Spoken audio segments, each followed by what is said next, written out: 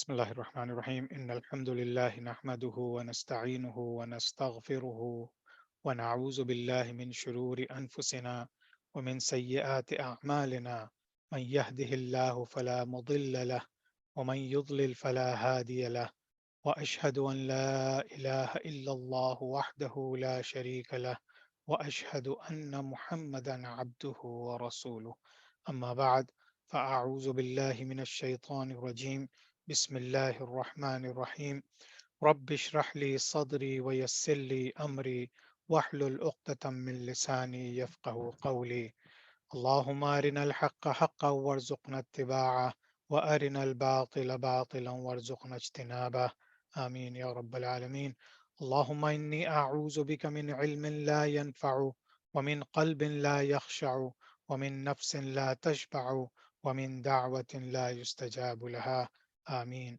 اللهم صل على محمد وعلى آل محمد كما صليت على إبراهيم وعلى آل إبراهيم إنك حميد مجيد اللهم بارك على محمد وعلى آل محمد كما باركت على إبراهيم وعلى آل إبراهيم إنك حميد مجيد बिस्मिल्लाहिर्रहमानिर्रहीम। तो इंशाल्लाह ताला आज हम कंटिन्यू करते हैं अपनी खिलाफत उमैयद की जो खिलाफत थी स्पेन में, उसके बारे में हम लोग डिस्कस कर रहे थे। तो इंशाल्लाह आज उसको कंटिन्यू करेंगे।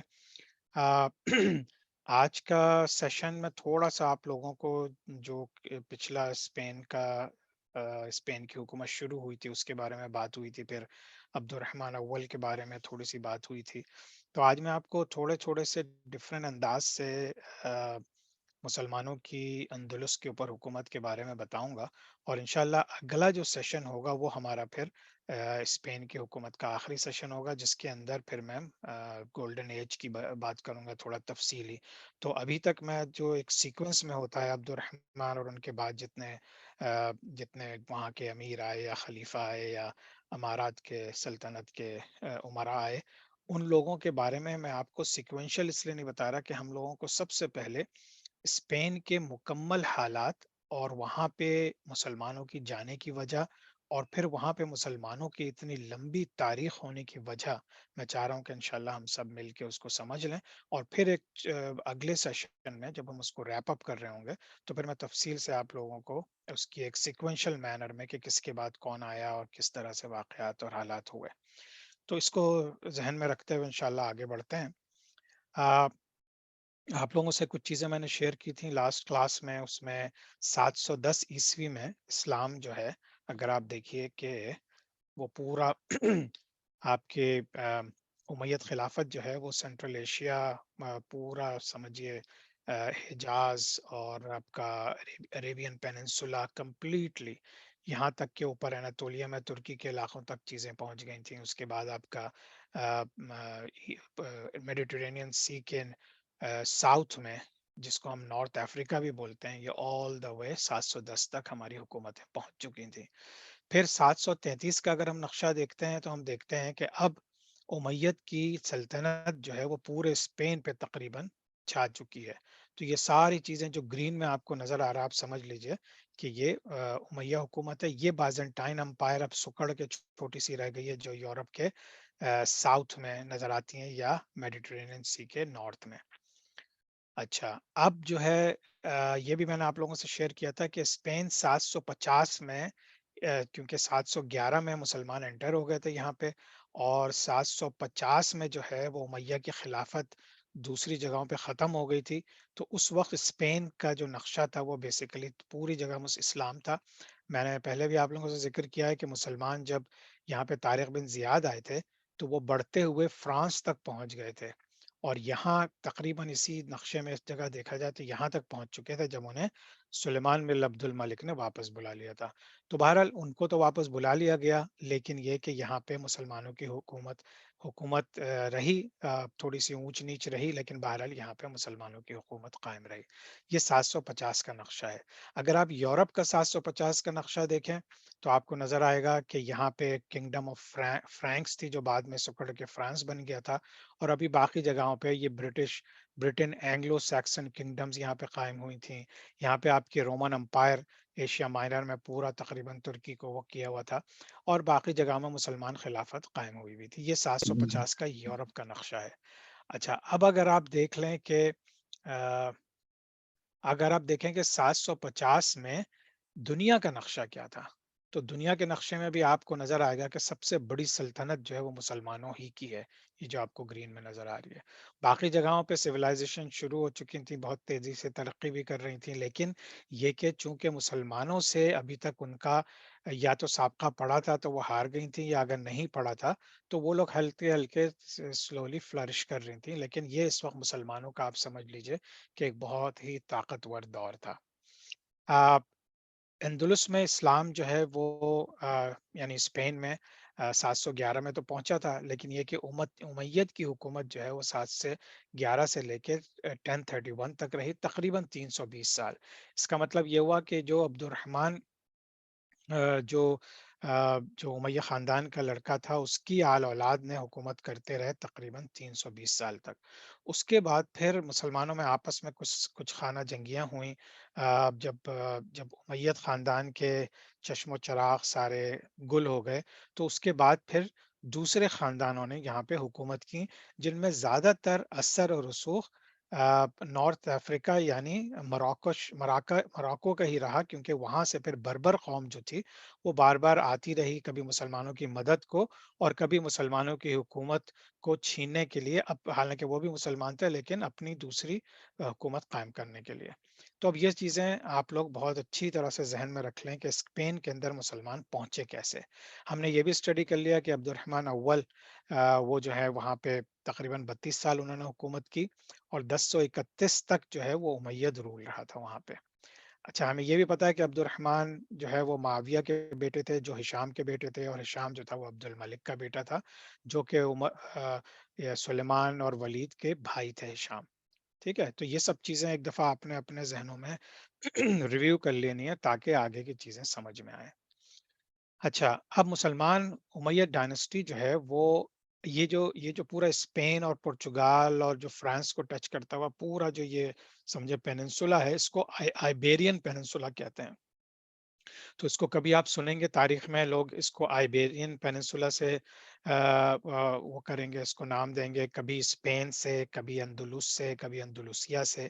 تو یہ سارے نام آپ سمجھ لیجئے کہ ایک ہی خاص لینڈ کے لیے استعمال ہو رہے ہیں۔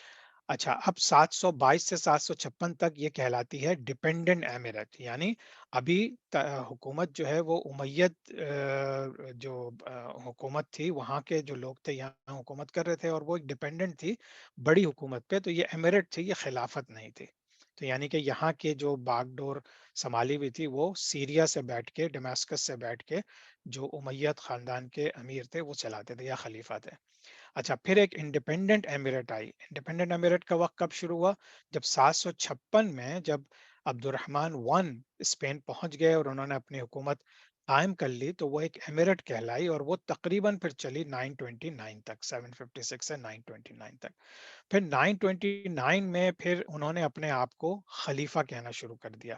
اس کی بھی بہت سی وجوہات ہیں، وہ انشاءاللہ آج لیٹر آن یا اگلی کلاس میں ڈسکس کریں گے انشاءاللہ تعالی۔ اچھا، اب جب ان لوگوں نے اپنے آپ کو خلیفہ کہلانا شروع کر دیا، تو اس کے بعد پھر تقریباً 1031 میں بربر جو تھے نارتھ میں، ان لوگوں نے دوبارہ سے وہاں پہ آنا شروع کیا، اور ایک ڈائنسٹی تھی جس کو یہ خاندان سمجھ لیجیے الموراود۔ الموراود ایرا شروع ہوا 1031 میں۔ یہ بیسیکلی وہاں پہ جب مسلمانوں کی تھوڑا سا مسلمان بٹنا شروع ہو گئے تھے، تو وہاں پہ کچھ مسلمانوں نے انہیں انوائٹ کیا تھا، لیکن بہرحال یہ پھر مسلمانوں کو ایک دفعہ سے دوبارہ انڈیپینڈنس دلانے آئے تھے۔ آپ سب کو تاریخ میں ان کا نام سنا ہوگا، ان کا نام تھا یوسف بن تاشفین۔ یہ بھی بربر تھے طارق بن زیاد کی طرح، لیکن یہ کہ انہوں نے آپ سمجھ لی ایک دوسری دفعہ اسپین کو آ کے آزاد کیا تھا، اور بیسیکلی جو بٹی ہوئی قوتیں تھیں ان کو دوبارہ یونائٹ کیا تھا۔ پھر اسی طرح سے 1130 کے بعد سے لے کے پھر مسلمانوں کا ڈکلائن شروع ہوا، اور پھر وہ نقشوں میں آپ کو بار بار دکھاتا رہتا ہوں، آج بھی انشاءاللہ مزید دکھاؤں گا کہ کس طرح سے مسلمانوں کا ڈکلائن شروع ہوا، اور پھر 1492 میں کمپلیٹلی اسپین سے مسلمانوں کو نکال دیا گیا۔ اچھا، اب یہ آپ الندلس کا نقشہ اس زمانے میں جو نقشہ تھا جہاں پہ جو پرتگال ہے اس کا کوئی نام و نشان نہیں ہے، لیکن بہرحال یہاں پورچوگیز بستے تھے اس زمانے میں بھی.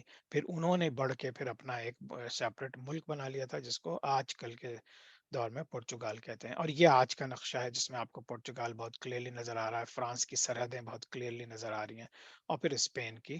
اور پھر اسپین نے بڑھ کے جو جزیرے تھے قریب قریب کے ان کے اوپر بھی قبضہ کر لیا تھا. لیکن بہرحال الحمدللہ موراکو میں اور باقی نارتھ افریقہ میں مسلمانوں کی حکومتیں قائم رہیں. تو عبد الرحمن نے اپنے زمانے میں بہت سے کام کیے، ہم لاسٹ کلاس میں ڈسکس کر چکے ہیں. انہوں نے بہت سے اصلاحات کی، روڈز بنائے، برجز بنائے، بہت زیادہ امن و امان قائم کرنے کی کوشش کی، اور جس میں بہت زیادہ کامیاب بھی وہ رہے. انہوں نے ہی وہاں پہ ایک بہت بڑی مسجد بنائی تھی جو آج تک وہ مسجد موجود ہے، لیکن اب چونکہ کرسچنس کے قبضے کے بعد پھر اس کو چینج کر دیا گیا ہے، چرچ بنا دیا گیا ہے. لیکن یہ کہ بہرحال ان کی جو مسلمانوں کی تعمیرات تھیں، جو مسلمانوں کے نشانات تھے، وہ آج بھی اگر آپ اسپین جائیں تو آپ کو چاروں طرف نظر آئیں گے. صرف فرق یہ ہے کہ اب مسلمان وہاں پہ حکومت نہیں کرتے. ہمیں پتا ہے کہ عبد الرحمن کا انتقال 788 میں عیسوی میں ہوا، اور اس کے بعد ان کا بیٹا ہشام ون جو ہے وہ حکومت میں آیا. ہشام ون بھی بہت اچھا انسان تھا، اور جو ہے اس نے بھی حکومت کو اپنے والد کی طرح چلانے کی کوشش کی. اس طرح سے پھر چیزیں آگے چلیں، اور پھر عبد الرحمن 2 آئے، پھر اس کے بعد کچھ عرصہ گزرا، پھر عبد الرحمن 3 آئے، اور انہی کے زمانے میں لوگ کہتے ہیں کہ گولڈن ایج آئی. لیکن وہ سب چیزیں sequentially one by one in order ہم انشاءاللہ اگلی اور لاسٹ کلاس میں جو امیہ سلطنت تھی اسپین میں، اس میں ڈسکس کریں گے انشاءاللہ تعالی. اچھا، مسلمانوں کی جو حکومت اوور آل تھی اسپین میں، وہ بہت زیادہ انصاف پسند تھی. اور جوز اور کرسچنز جو ہیں وہ وہاں پہ کوئی غلاموں کی طرح نہیں رہ رہے تھے. تو یہ چیزیں ہمیں اپنی جو صحیح ہسٹری ہے وہ ہمیں اپنے آپ میں کلیئر کرنی ہوگی ہم لوگوں کو، کیونکہ ہم لوگ اب ویسٹ میں رہتے ہیں اور بہت سی چیزیں ہم ایسی سنتے ہیں جس سے یہ احساس ہوتا ہے کہ جیسے مسلمانوں نے کرسچنز اور جوز پہ ظلم کیے تھے. ایسا بالکل بھی نہیں ہے. جتنی بھی تاریخیں ہیں، تاریخ کی کتابیں آپ پڑھیں جو ان بایس طریقے سے لکھی گئی، ایون ویسٹرن آتھرز جو ہیں، انگلش آتھرز ہیں، امریکن آتھرز ہیں جنہوں نے لکھی ہیں، انہوں نے بہت تفصیل سے بتایا ہے. بلکہ میں ایک کوٹ بھی آپ کے سامنے شیئر کروں گا انشاءاللہ، کہ وہ غلاموں کی طرح نہیں رہ رہے تھے، اور ان کو اپنے ریلیجن پہ چلنے کی پوری پوری اجازت تھی، اور وہ کبھی بھی ان کو کنورٹ کرنے کے لیے مسلمانوں نے کوئی ایفرٹ نہیں کی. اور یہ چیز ایک جو مسلم دنیا میں ہمارے مسلمان بچے، ہمارے مسلمان لوگ بھی ویسٹ سے متاثر ہو کے یہ سمجھنے لگتے ہیں کہ جیسے اسلام تلوار سے پھیلا ہے. اگر آپ اسلام کی صحیح تاریخ پڑھیں گے تو ظاہر سی بات ہے جب جہاد ہوگا تو وہ تو تلوار سے ہوگا، لیکن یہ کہ اسلام جو پھیلا ہے، جو مسلمان ہمارے اسلام میں داخل ہوئے ہیں، جو دوسرے نان مسلمز، وہ کوئی کسی کے اوپر بھی جبر نہیں کیا گیا. اگر کبھی تاریخ میں ایک آدھ دفعہ کوئی ایک ایسا رولر ملتا ہے جو بذات خود مسلمانوں کی نظر میں ظالم تھا، تو وہ تو خیر ٹھیک ہے. لیکن یہ کہ اوور آل جتنی بھی آپ اسلام کی ہسٹری پڑھیں گے اس میں آپ کو نظر آئے گا کہ اسلام کوئی جبریہ طور پہ کسی کے اوپر لاگو نہیں کیا گیا. اچھا، اچھا، اب وہ جو اسپین میں نان مسلمس تھے یا کرسچنس تھے، جوس تھے خاص طور سے، وہ لوگ آرام سے اپنا کام کرتے تھے. سیم ویجز ملتی تھیں ان کو، کوئی ان کے ساتھ ڈسکریمنیشن نہیں تھی، ان کے ساتھ نفرتیں نہیں تھیں، اور مسلمان ان کو بلا وجہ ان کے ساتھ ناانصافی نہیں کرتے تھے. تو بیسیکلی اوور آل وہ ایک خوشحال اور پرامن زندگی گزار رہے تھے، اور کنٹریبیوٹ بھی کر رہے تھے سوسائٹی میں. ایسا نہیں ہے، ان لوگوں نے بھی، ان کو بھی حکومت میں حصے دیے گئے تھے، ان کو بھی جو تعمیراتی کام تھے اس میں ان کا حصہ تھا، وہ بھی کنٹریبیوٹ کرتے تھے، اور ایک اچھی حکومت، ایک اچھی سوسائٹی چل رہی تھی سمجھیے.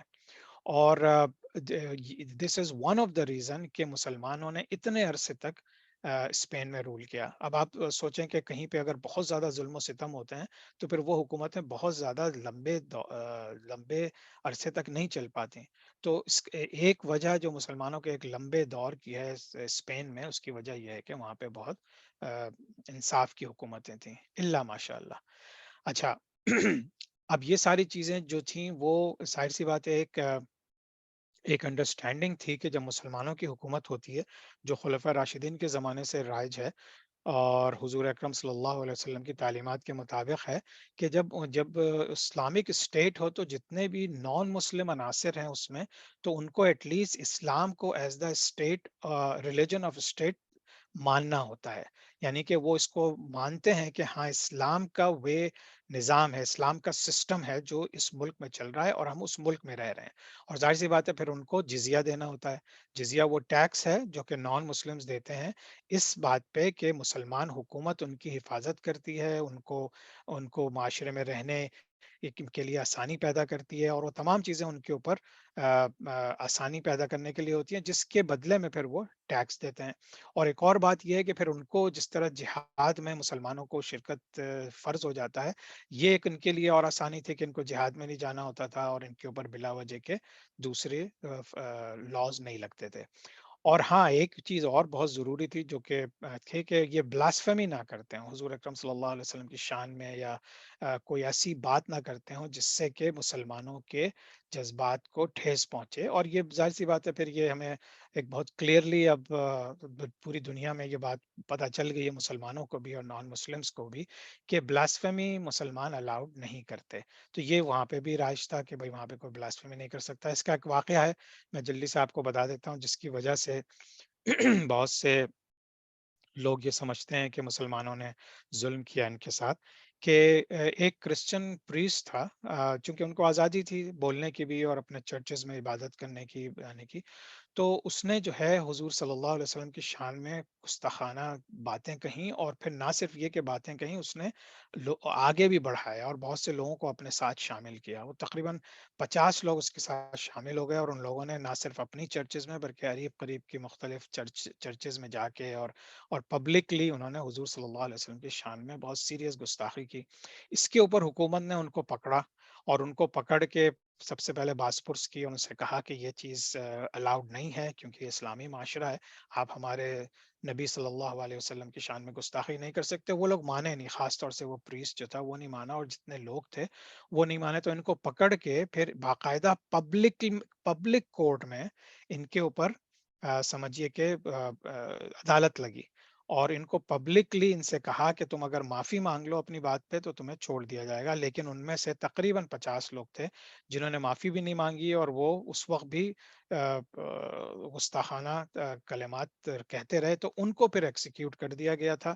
تو اس واقعے کو لے کے بہت سے لوگ پورے اسپین کی جو 700-800 سالہ تاریخ ہے اس کے بارے میں کہتے ہیں کہ شاید وہاں پہ مسلمانوں نے کرسچنز پہ، یا خاص طور سے کرسچنز پہ ظلم کیا تھا. تو ایسی کوئی بات نہیں، اور یہ بھی ایک لا کا حصہ تھا جو ان لوگوں کو پہلے سے بتا دیا گیا تھا، جو چیز لاگو تھی. تو یہ اس لا کا حصہ ہونے کے باعث یہ بھی کوئی ظلم نہیں تھا، بلکہ یہ انصاف کی، جسٹس سسٹم کی امپلیمنٹیشن تھی. اور پھر ظاہر بات ہے جو بیسیکلی الگ چھوٹی الگ چیزیں تھیں وہ مسلمان حکومت کے ساتھ کے اندر جو ضروری ہوتی ہیں وہ بھی ان کے اوپر لاگو تھیں. اچھا، اب یہ اس کو بھی ہم تھوڑا سا ڈیٹیل میں اگلی کلاس میں کریں گے، لیکن جو 929 عیسوی سے لے کے 1031 کا عرصہ ہے وہ مسلمانوں کی ایک گولڈن ایج کہلاتی ہے. اور ہم لوگ زیادہ تر تو جانتے ہیں کہ عباسی حکومتیں جو ہارون رشید اور مامون رشید کا دور آیا تھا تو اس وقت ایک گولڈن ایج تھی. لیکن اسپین میں بھی ایک وقت آیا تھا جس وقت یہ تقریباً وقت تھا جب پوری دنیا سے لوگ پڑھنے لکھنے علم حاصل کرنے جو ہے وہ اسپین کا رخ کرتے تھے. تو اس میں اسپین نے اس وقت اندلسیہ نے ایجوکیشن میں، فلاسفی میں، ریلیجس ٹالرنس میں، کیونکہ یہ بھی بہت again one of the main reason کہ مسلمانوں نے اتنے عرصے حکومت کی کہ ان کے اندر بہت زیادہ ریلیجس ٹالرنس تھا، اور پھر انصاف کی حکومت تھی. تو یہ ایک ایسا گولڈن دور تھا جب باقاعدہ جس طرح ابھی ہم تھوڑا سا آگے چل کے دیکھیں گے کہ عباسی خلافت میں ہارون رشید نے بیت الحکمہ بنایا، بغداد کو پوری دنیا کا ایک میٹروپولیٹن سٹی بنا کے وہاں پہ علم و حکمت کا ایک پورا انسٹیٹیوٹ قائم کیا، جسے ہاؤس آف وزڈم بھی کہتے ہیں. بالکل اسی طرح سے قرطبہ میں خاص طور سے کیونکہ وہ کیپٹل تھا مسلمانوں کا اسپین میں، تو وہاں پہ ایسے بڑے بڑے مساجد کے علاوہ ایسے انسٹیٹیوشن، لائبریریز اور پڑھائی لکھائی سے تعلق رکھنے والے گریک فلسفی کو یہاں بھی عربی میں ٹرانسلیٹ کیا گیا تھا، اور بہت سے لوگ دور دور سے آ کے یہ سب چیزیں پڑھتے تھے. 1031 के बाद जो है मुस्लिम स्पेन रूल जो है वो जब उस्मानी ये उमैयद खानदान से निकला तो फिर वहां पे आहिस्ता आहिस्ता मुसलमानों का डिक्लाइन शुरू हो गया था।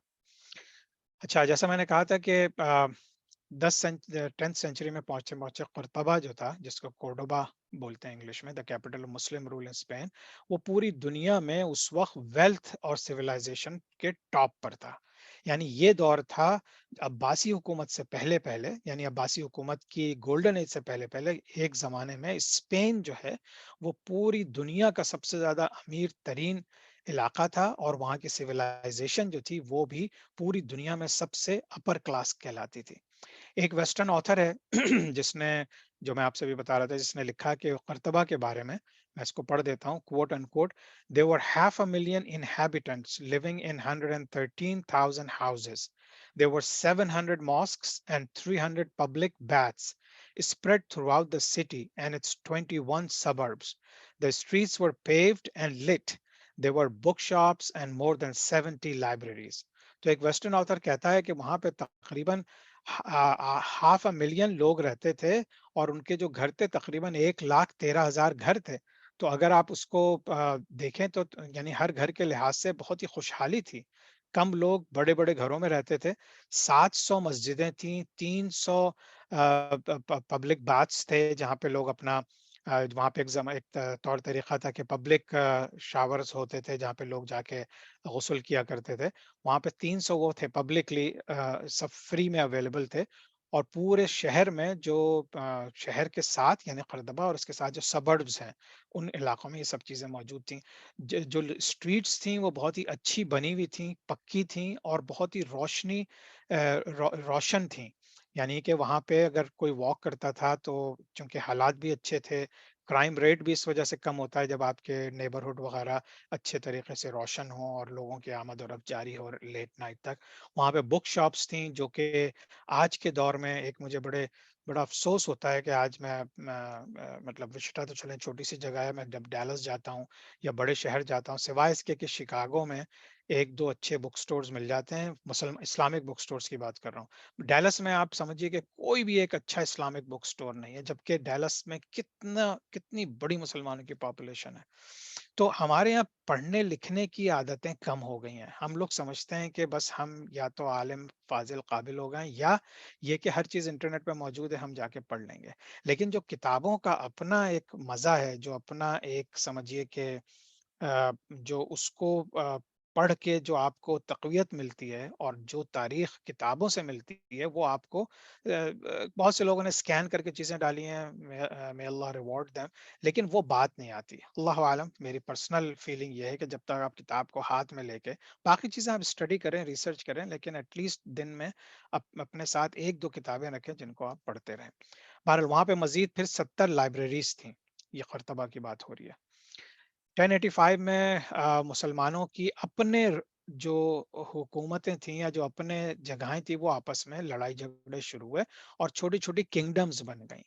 यही मुसलमानों की प्रॉब्लम जो है इंडिया में मुसलमानों के साथ हुआ, पूरे सेंट्रल एशिया में हुआ, इवन के आपके ये मिडल ईस्ट में हुआ, नॉर्थ अफ्रीका में हुआ, कि जहाँ-जहाँ मुसलमान थोड़ा-सा बड़े लेवल के ऊपर यूनाइट होते थे, फिर आहिस्ता-आहिस्ता आपस में लड़ाई झगड़े में उनकी छोटी-छोटी किंगडम्स बन जाती थी। तो जो क्रिश्चियंस ने अब ऊपर से देखिए, क्रिश्चियंस तो आ रहे हैं ऊपर से, तो आहिस्ता-आहिस्ता, और अभी हमने नक्शे में भी देखा है तो टोलेडो एक जगह बिल्कुल तकरीबन सेंटर में है, कर्तबा के नॉर्थ में।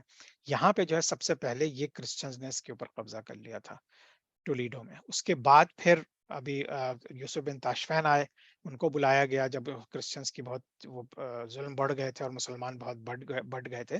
सो 1086 में फिर एक और बर्बर थे जिनको मोरक्कश से, यानी कि मोरक्को से बुलाया गया, और फिर वो आए और उन्होंने एक दफ़ा फिर से इस्लाम को, आप समझ लीजिए, दोबारा ज़िंदा किया पूरे स्पेन में। उन्होंने ना सिर्फ ये कि टोलेडो पे दोबारा कब्जा कर लिया, बल्कि मुसलमानों की जो छोटी-छोटी कौमें बटी हुई थी उनको भी आपस में यूनाइट कर दिया था। यूसुफ बिन ताशफैन के बारे में सब लोग जानते होंगे, नसीम हिजाज़ी के नॉवेलों में भी उनका बहुत ज़्यादा ज़िक्र है, और वो एक जो अल्मोराविद एम्पायर है वो उन्होंने आके कायम की थी, और ये तकरीबन 45 साल चली थी स्पेन के अंदर। یہ جو طائفاز، اچھا اس کو تھوڑا سا آپ لوگ سمجھ لیں کہ ایک ٹرم یوز ہوتی ہے اسپین کے لیے، طائفاز. طائفاز بیسیکلی یہ وہ چھوٹی چھوٹی کنگڈمس کو ملا کے بولتے ہیں جو مسلمانوں نے آپس میں لڑ جھگڑ کے قائم کر لی تھی، لیکن ان کی اپنی اپنی. تو اگر آپ اس میں جو نقشہ آپ کو نظر آ رہا ہے، یہ مختلف گرین کے شیڈز ہیں. یہ مسلمان اوپر تو کرسچنس کے ہاتھوں میں آ چکا تھا تھوڑا بہت، لیکن نیچے بھی ان لوگوں نے اپنے اپنی چھوٹی چھوٹی کنگڈمز بنا کے ایک دوسرے سے لڑتے تھے. تو ان پورے کنگڈمز کے ایک مجموعے کو، کلیکشن کو طائفاز بولتے تھے. So basically, these were the smaller Muslim kingdoms of Spain, which started at the decline of Muslims when the decline of Muslims began in Iberian Peninsula. اور یہ دور تقریباً طائفاز کا چلا ہے 1009 اے ڈی سے لے کے 1031 اے ڈی تک. یوسف بن تاشفین کے جب انتقال ہو گیا تو اس کے بعد مزید ڈکلائن شروع ہوا، اور 1162 میں آپ دیکھیے کہ مور دین ہیف آف اسپین جو ہے اب دوبارہ کرسچنس کے قبضے میں چلا گیا ہے. اب ان لوگوں نے اپنی کنگڈمز بنا لی ہیں یہاں پہ. اب ظاہر بات ہے یہ لوگ بھی فل یونائٹڈ تو نہیں تھے، لیکن ایک چیز پہ یونائٹڈ تھے کہ یہ سارے کرسچنس تھے. اب جوز بھی یہاں رہتے تھے، جوز یہاں بھی رہتے تھے، جوز کرسچنز اور مسلمانوں سے یہ بیسیکلی آئیبیرین پیننسولا بھرا ہوا تھا. لیکن اب اس کا نقشہ اس طرح سے چینج ہونا شروع ہوا. پھر اس کے بعد جب یوسف بن تاشفین کا انتقال ہو گیا تو ایک اور بربر لیڈر تھا، الموہد. الموہد ڈائنسٹی قائم ہوئی، پھر وہ آیا یہاں پہ، لیکن اس سے پھر چونکہ المورود کو ہرا کے انہوں نے قائم کی تھی، تو اس میں بھی پھر مسلمانوں نے سائڈ لینی شروع کی اور اسپین مزید سے مزید بڑھتا چلا گیا. 1492 میں مسلمانوں نے تقریباً کیا 1492 میں مسلمانوں کا ہولڈ کمپلیٹلی اسپین سے ختم ہو گیا. 1502 میں یعنی کہ 1492 میں تو مسلمانوں کے ہاتھ سے ساری حکومتیں چلی گئیں، لیکن جیسے ہی کرسچنز نے اپنا ہولڈ بنا لیا وہاں پہ، تو انہوں نے مسلمانوں کو آرڈر کیا، یعنی کہ گورنمنٹل آرڈر تھا کہ سب لوگ کنورٹ ہو جائیں کرسچینٹی میں، اور اگر وہ نہیں ہوں گے تو یا تو قتل کر دیا جائے گا یا ان کو یہ پورا ایریا چھوڑ کے جانا ہوگا. تو اسی دوران پھر ایک میس کنورژن ہوئی مسلمانوں کی کرسچینٹی کے اوپر. جس طرح کرسچن مسلمان ہوئے تھے وداؤٹ اینی فورس، وہ مسلمانوں کے اخلاق اور کردار کو دیکھ کے مسلمان ہوئے تھے، ان کے اوپر کوئی فورس نہیں تھا. لیکن اب بالکل وہی چیز ہے، لیکن فرق یہ ہے کہ اب مسلمانوں کے اوپر زبردستی اور سختی کر کے ان کو کرسچن بنایا گیا. تو بہت سے جو لوگ تھے جن کے دلوں میں ایمان کی کمی تھی، یا جو بیچارے ضعیف تھے، یا جن کی فیملیز تھیں جن کا پوری زندگی یہیں گزری تھی، تو وہ لوگ نے بہت سے میس کنورژن ہو گئی. جو لوگ نہیں مانے وہ پھر چھوڑ کے گئے، تو کچھ سمندر میں غرق ہو گئے میڈیٹرینین سی میں، کچھ لوگ واپس مراکش آ گئے، کچھ سیریا چلے گئے، کچھ البینیا چلے گئے، یورپ کے کچھ حصوں میں آج بھی مسلمانوں کے علاقے ہیں وہاں چلے گئے. تو اس طرح سے یہ مسلمانوں کو وہاں اسپین سے ختم کر کے باقی وہ پوری دنیا میں اپنی اپنی جگہوں پہ چلے گئے. اچھا، اب یہ دیکھیے، یہ میں نے آپ لوگوں کو جس طرح کئی دفعہ دکھایا کہ 756 میں جب عبد الرحمن داخل ہو گئے تھے اور یہاں پہ حکومت قائم کر دی تھی مسلمانوں کا، یہ نقشہ تھا.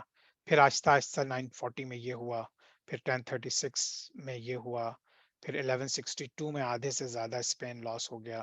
پھر 1212 میں آپ سمجھیے کہ صرف آپ کا جو قرطبہ بھی ہے اس کے قریب، اور پھر غرناطہ، یہ دو مین جگہیں رہ گئی تھی، باقی سارے قبضے ہونے لگے تھے. 1265 میں صرف آپ کا غرناطہ رہ گیا تھا، قرطبہ کے اوپر بھی قبضہ ہو گیا تھا، اور پورے اسپین کے اوپر 90% نان مسلمس کا یا کرسچنس کا قبضہ ہو گیا تھا. اور پھر 1492 میں پھر یہ پرتگال ابھر کے سامنے آیا، اور پھر یہ پورا اسپین جو ہے یہ کرسچنس کے ہاتھوں میں آ گیا. اچھا، یہ بات یاد رکھیں کہ جب مسلمانوں کو نکالا گیا تو اس وقت جوس کو بھی نکالا گیا، یعنی یہودیوں کو بھی نکالا گیا. تو اس وقت مسلمان اور یہودیوں کے دونوں خلاف جنگ تھی عیسائیوں کی. ٹھیک ہے. اچھا، یہ آج کے دور کا ایک نقشہ ہے، یعنی کہ یہ میں نے گوگل سے نکالا ہے، تو آپ دیکھیں کہ یہ کس طرح سے آپ کو نظر آ رہا ہے کہ پورچوگال یہ ہے، پورا فرانس، یہاں پہ پورا یہ فرانس کا علاقہ، یہ جگہ ہے جہاں تک طارق بن زیاد پہنچ چکے تھے، اور پھر بعد میں موسیٰ بن نصیر آ گئے تھے. تو یہ سارا آپ نقشہ آج کا دیکھ لیں. یہ ایک پورا تھوڑا سا بگر ویو ہے کہ میڈیٹرینین سی کے ارد گرد جو ہے وہ مسلمانوں کی حکومت کس طرح سے تھی، آج نہیں ہے، ظاہر سی بات ہے یہ پورا اسپین ہے، لیکن یہ موراکو سے لے کے پورا نارتھ افریقہ آج بھی مسلمانوں کے ہاتھ میں ہے. صرف یہاں پہ ایک اسرائیل کا وجود جو ہے زبردستی پیدا کر دیا گیا، ورنہ یہ پورا جارڈن، سعودی عرب، عراق، بغداد، کویت، سیریا، ترکی، آپ کے پھر ایران، پھر ترکمنستان، پورا سینٹرل ایشیا چلے جائیں، آذربائیجان، اور پھر رشیا کے جو اسٹیٹس ہیں. تو مسلمانوں کے پاس لینڈ آج بھی کوئی کم نہیں ہے، آج بھی بہت بڑے علاقے پہ مسلمان رول کرتے ہیں. لیکن پرابلم یہ ہے کہ وہ مسلمان تو ہیں لیکن اسلام پہ عمل نہیں کرتے. وہ اسلام کو اپنا ریلیجن کہتے تو ہیں لیکن اس پہ عمل نہیں کرتے، اور یہی وجہ ہے کہ وہ آج ایک ذلت و خواری کے ایک بہت ہی گہرے گڑھے میں جو ہے دھسے ہوئے ہیں.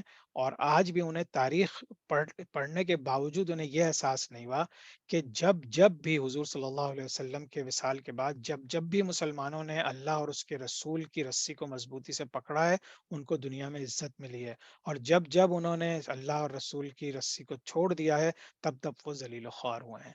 تو ہماری ہسٹری پڑھنے کا ایک مقصد یہ بھی ہے کہ ہم کس طرح سے اپنے آپ کو سمجھائیں اس بات پہ کہ ہمارا مقصد صرف اور صرف اللہ اور اس کے رسول کی اتباع ہے. نیکسٹ ویک انشاءاللہ پورے 30 منٹ ہو گئے میرا، اب انشاءاللہ عاصم جاوید آئیں گے. نیکسٹ ویک ہم گولڈن ایج مسلمانوں کے اسپین میں گولڈن ایج کا ذکر کریں گے، ری کانکوسٹا، جو کہ کرسچنس جس کو ری کانکر کہتے ہیں کہ ہم نے ری کانکر کر لیا اسپین کو، اس کے کچھ حالات اور واقعات بتائیں گے. اور پھر فائنلی جو فال آف گرناڈا ہوا تھا، غرناطہ کا جو فال ہوا تھا جس میں پھر بہت زیادہ ظلم و ستم کیے گئے تھے، خون کی ندیاں بہا دی گئی تھیں. تو یہ ایک بہت ہی سیڈ اینڈ تھا اسپین کے مسلمانوں کا. لیکن اب میں اگلی دفعہ آپ کو تھوڑا سا سیکوینشل وے میں لے کے چلوں گا، عبد الرحمن 1 سے بعد پھر ہشام، اور کس طرح سے یہ سارے فرما روا آئے وہاں پہ. تو انشاءاللہ آج بس ایک ریمائنڈر ہے کہ یہ میں اس کو چونکہ اپنے لیے اور آپ سب کے لیے ایک ذہن میں کہ تزکیۃ النفس کا جو سیشن ہے وہ تو چوتھا سیشن ہے، لیکن لیسن نمبر 3 ہے، کیونکہ عاصم جاوید نے لیسن نمبر 2 کو 2 پارٹ میں ڈیوائڈ کر دیا تھا. تو آج جو آپ دیکھیں گے انشاءاللہ یا سنیں گے وہ لیسن نمبر 3 ہے، لیکن پارٹ 4 ہے، اس لیے کہ ادروائز پھر ہم مکس اپ کر دیں گے کہ لیسن نمبر 2، کیونکہ میں یوٹیوب پہ بھی ڈالتا ہوں انشاءاللہ. If you have any questions please, اب میں عاصم جاوید سے ریکویسٹ کروں گا اس کے فوراً بعد کہ وہ اپنا انشاءاللہ آ جائیں. سبحانک اللہم و بحمدک، نشہد ان لا الہ الا انت، نستغفرک و نتوب الیک. السلام علیکم ورحمۃ اللہ وبرکاتہ.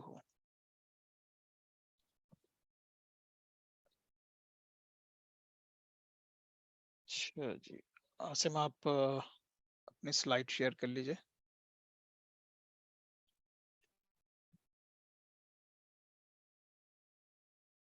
اور اپنا کیمرہ بھی آن کر دیجئے پلیز.